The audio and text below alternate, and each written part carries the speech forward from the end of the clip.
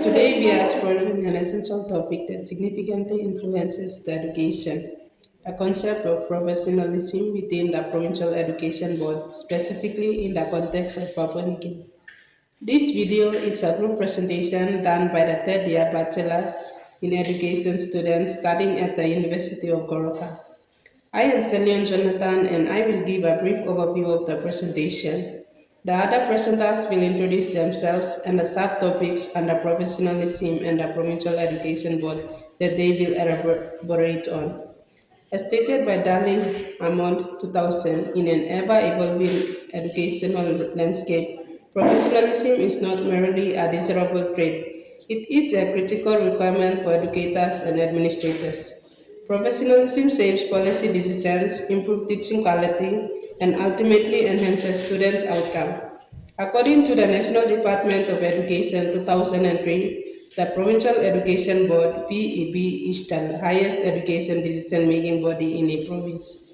Most provincial boards are headed by a chairman who is the provincial education advisor. Powers and functions of the PEBs vary from province to province depending on the powers developed to them through the provincial law and subject to the capacity of the province.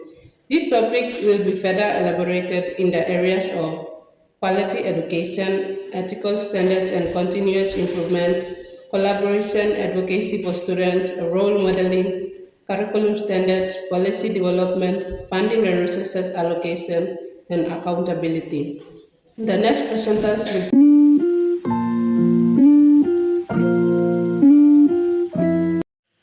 Hello, I'm Aninda Alex.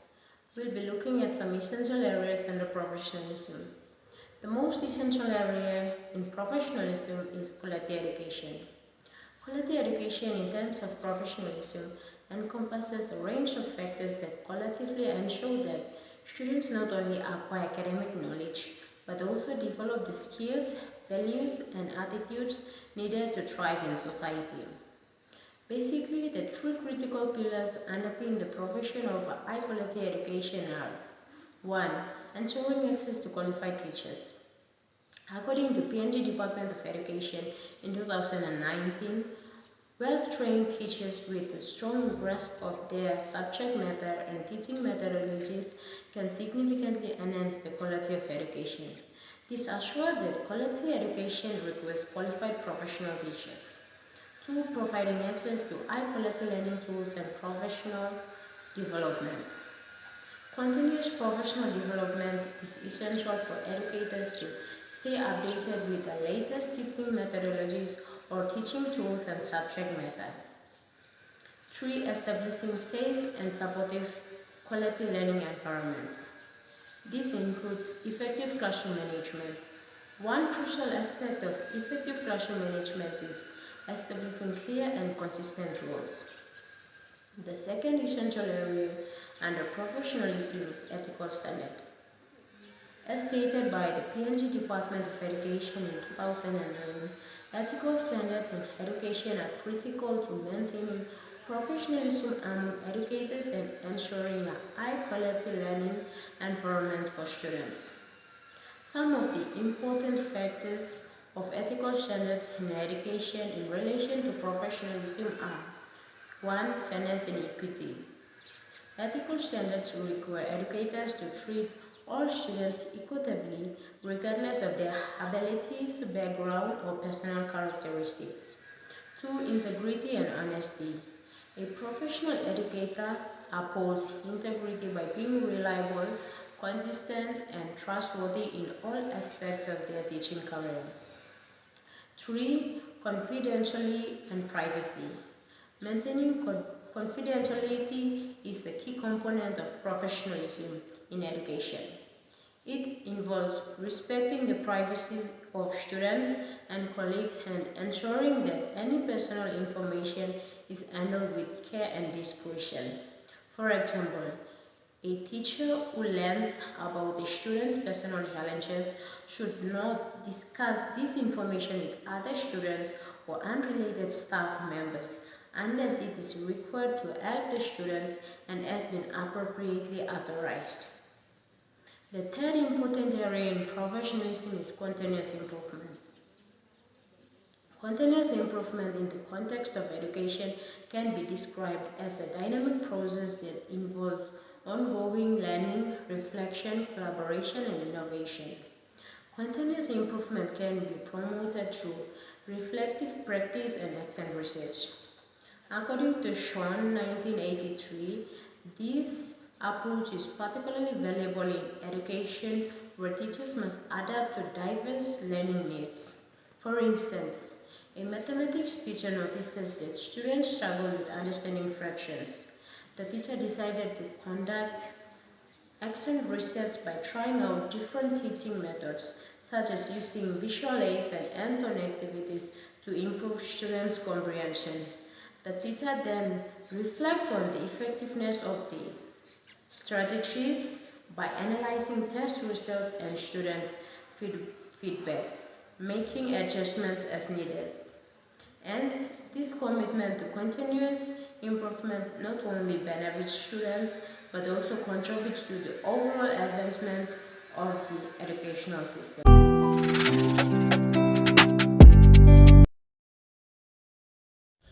Hello and welcome. My name is Sandra Katato. I will talk about three roles of Provincial Education Board in regarding to professionalism.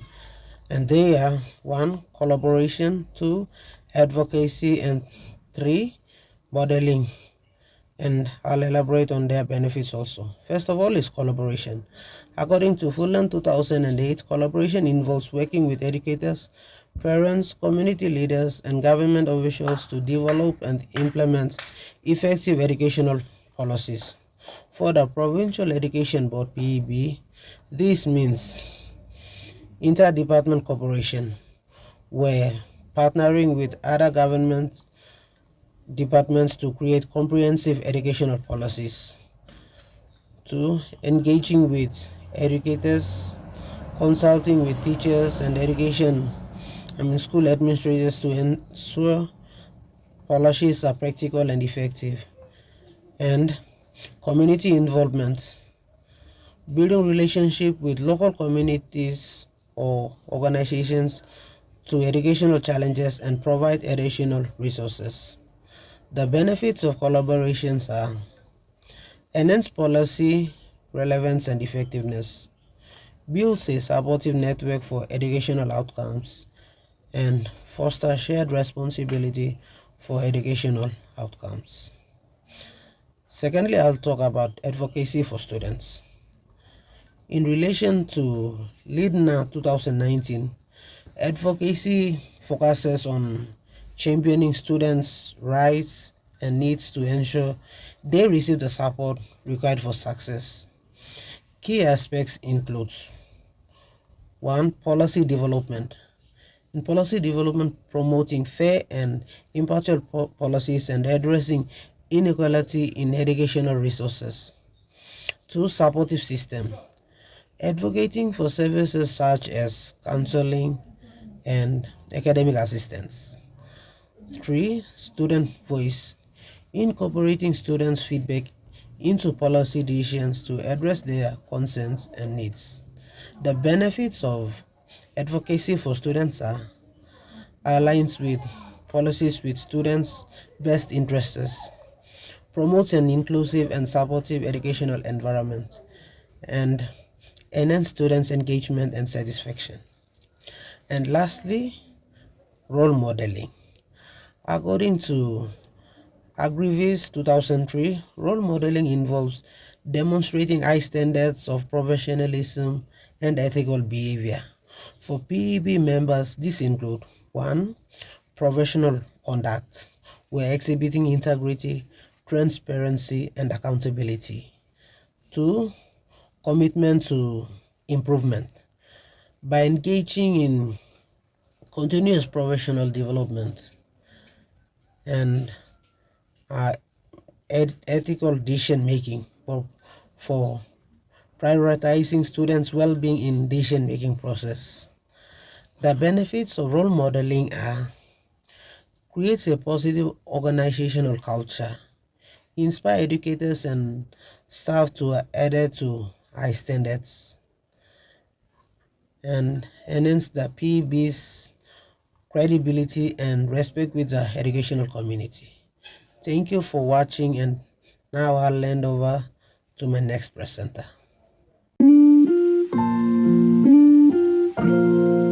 Hello, I am Rhonda Thomas. I will elaborate further in the areas of policy development, curriculum standards, and funding and resources allocation regarding professionalism and the Provincial Education Board (PEB) in Papua New Guinea. Firstly, let's talk about the curriculum standards. The National Department of Education establishes learning outcomes and content for each subject at each grade level, known as the National Curriculum Standards. These identify the essential skills, knowledge, attitudes, and values students should acquire annually. The national curriculum strives for a balanced approach between traditional and modern content. The department strives to uphold internationally recognized standards to ensure quality education. The PEB monitors school programs to guarantee alignment through teacher mentorship and materials distribution. Classroom teachers are supplied textbooks, lesson plans, and assessments directly linked to curriculum standards for consistency nationwide. However, the effectiveness of the PEB in this area is often hampered by significant barriers, including a lack of resources, insufficient training for educators, and limited access to up-to-date materials. As highlighted by the National Department of Education 2020, the implementation of curriculum standards is essential for maintaining educational quality. Yet, many provinces struggle with inadequate support systems. Current progress varies across provinces, with some successfully implementing innovative practices, while others face persistent challenges in meeting these standards. Now, let's talk about the policy development. Policy development is a cornerstone of the Provincial Education Board's work. As stated by the National Education Plan 2015 to 2019, policy development is vital for ensuring a cohesive and strategic approach to education management. Through rigorous research and consultation, policies are crafted to meet the diverse needs of learners across the country. The PEB is tasked with translating national educational policies into actionable plans at the provincial level, ensuring that local needs are addressed effectively. However, its effectiveness is often undermined by significant barriers, such as limited funding, inadequate training for staff, and insufficient stakeholder engagement, which hinder its ability to fully realize its objectives in enhancing educational outcomes in a particular province of Papua New Guinea. According to the National Department of Education 2020, the successful implementation of educational policies relies on the capacity of the PEB to adapt these frameworks to the unique context of each province. Current progress is mixed, with some provinces showing improvement in educational outcomes, while others still struggle with systematic challenges. Finally, let's explore the area of funding and resources allocation. Funding and resources allocation are crucial for the effective operation of the education system. The PEB is tasked with ensuring that financial support aligns with the educational needs of local communities.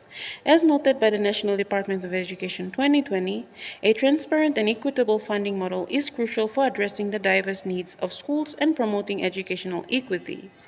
Despite the efforts to enhance funding mechanisms, challenges remain, such as a lack of accountability and monitoring systems, which can hinder the PEB's ability to allocate resources effectively. Thus, while the PEB is making strides towards better funding practices, systematic issues continue to limit its capacity to deliver quality education consistently across Papua New Guinea. As noted in the Education Sector Strategic Plan 2020-2030, efforts are underway to enhance funding mechanisms and improve resource distribution to support educational initiatives. As the Provincial Education Board continues its journey toward excellence, professionalism remains at the core of its endeavors. By upholding high standards in policy development, curriculum standards, and funding and resources allocation, the board aims to provide quality education for all.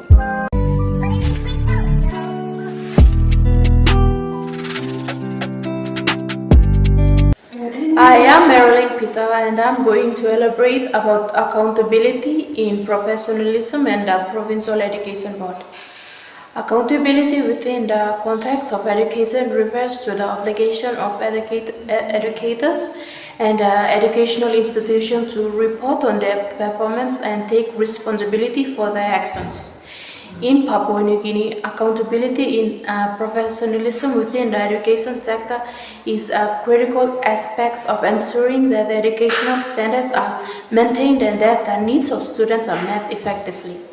The provincial boards plays a significant role in this accountability framework as they are responsible for overseeing the implementation of educational policies and programs at provincial level. In Papua New Guinea, accountability mechanisms are established through various frames, and in this video we are going to discuss two. The first one is community engagement. In community engagement, they engage local communities in school governance, fosters transparency and accountability. Parents, community leaders, and other stakeholders can participate in decision-making processes through school boards or committee, ensuring that schools remains responsible to community needs. And the second one is reporting.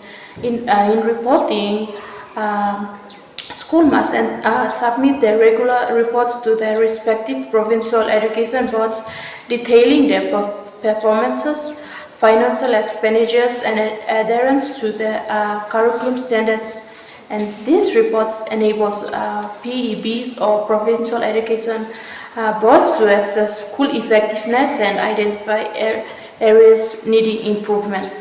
According to the Post-Korea News article in 2020, Dr. Komra said that the Education Secretary Dr. Komra said that schools lack accountabilities.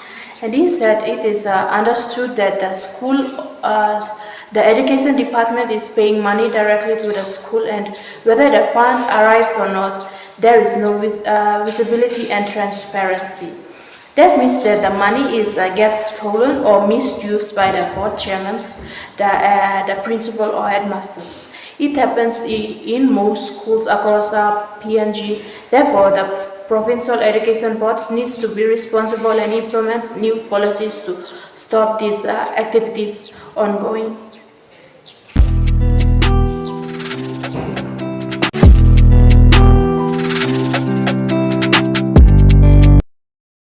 Professionalism within the context of Provincial Education Board is essential for fostering an educational environment that promotes quality learning and effective teaching. The board serves as a guiding body that sets standards, policy, and practices to ensure accountability, support, and continuous improvement in education. By upholding principles of integrity, respect, and collaboration, the board can enhance the professional development of educators and support staff, ultimately leading to improved student outcomes. Moreover, professionalism in governance and decision-making process promotes transparency and trust among all stakeholders, including teachers, parents, and the community. A commitment to ethical practices and ongoing professional training equips educators with the necessary skills to adapt to evolving educational demands and challenges.